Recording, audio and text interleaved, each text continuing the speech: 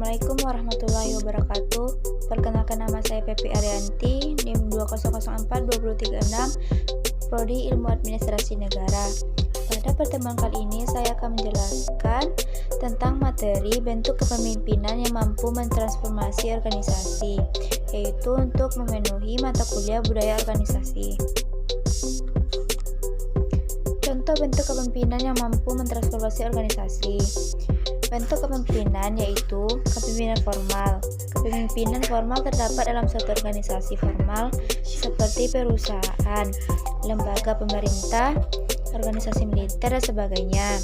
Pemimpin formal dipilih melalui mekanisme tertentu serta akan diisahkan melalui pelantikan resmi. Mereka yang memegang jabatan ini biasanya melakukan pendekatan yang bersifat instruksi. Adapun seorang pemimpin dengan gaya formal memiliki ciri-ciri sebagai berikut. Yang pertama, berstatus sebagai seorang pemimpin dengan gaya formal, ditetapkan dan diangkat selama masa jabatan tertentu atas dasar suatu legalitas formal oleh penunjuk pihak yang berwenang.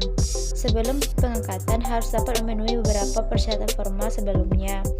Yang ketiga, suatu organisasi formal mendukung untuk menjalankan tugas kewajibannya. Suatu organisasi formal mendukung untuk menjalankan tugas kewajibannya dan melakukan sebuah kesalahan, maka mereka akan dikenai sanksi. Yang kedua, kepemimpinan informal. Sementara itu, kepemimpinan informal tidak terpilih melalui pemilihan atau pengangkatan secara formal. Seseorang dapat menjadi pemimpin informal karena memiliki latar belakang. Seseorang dapat mempunyai latar belakang pribadi yang kuat seperti mempunyai keunggulan fisik, keterampilan yang diakui oleh para anggota organisasi dan sebagainya. Karena ia dianggap memiliki kualitas unggul dan layak memangku jabatan tersebut. Pemimpin informal kemudian mencapai kedudukan sebagai orang yang dapat mempengaruhi kondisi psikis dan perilaku dalam suatu kelompok. Umumnya, ia tidak memiliki wewenang untuk memberi perintah dan menghukum para anggota organisasi. Pemimpin informal melakukan pendekatan dengan pendekatan yang bersifat persuasif. Pemimpin informal memiliki ciri sebagai berikut. Yang pertama, tidak memiliki penunjukan formal sebagai pemimpin. Yang kedua, masyarakat menunjuk dirinya dan mengakuinya sebagai pemimpin. Yang ketiga, status kepemimpinan dapat berlangsung selama kelompok yang bersangkutan masih mengakui dan menerima dirinya, yaitu Khairul lahir di Supayang, Tanah Datar, Sumatera Barat, 15 Februari tahun 1963. Adalah seorang sastrawan dan wartawan Indonesia. Ia dikenal sebagai tokoh pres Sumatera Barat, yang juga merupakan pemimpin redaksi harian Singgalang, sebuah koran yang terbit di Padang, Sumatera Barat, dan merupakan koran terbesar di wilayah tersebut. Pada tanggal 18 Juli 2012, Khairul ditunjuk menjadi Wakil Ketua Forum Pempred, Forum Pemimpin Redaksi Indonesia. Pria lulusan S2 Marketing UNP ini adalah penulis sejarah PT Semen Padang. Pada HUT Padang 2017, ia diselamatkan PIN Emas oleh Wali Kota sebagai warga utama Kota Padang. Ia dipercaya menjadi komisaris PT Semen Padang dalam rapat umum pemegang saham pada 24 Januari 2018.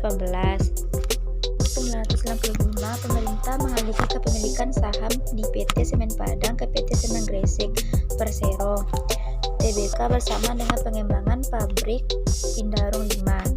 Pada saat ini, pemegang saham perusahaan adalah PT Semen Padang Persero Tbk dengan kepemilikan saham sebesar 99,99% dan Koperasi Keluarga Besar Semen Padang dengan saham sebesar 0,01%. PT Semen Padang Persero Tbk sendiri sahamnya dimiliki mayoritas oleh pemerintah Republik Indonesia sebesar 51,01%. Pemegang saham lainnya sebesar 48,09% dimiliki publik.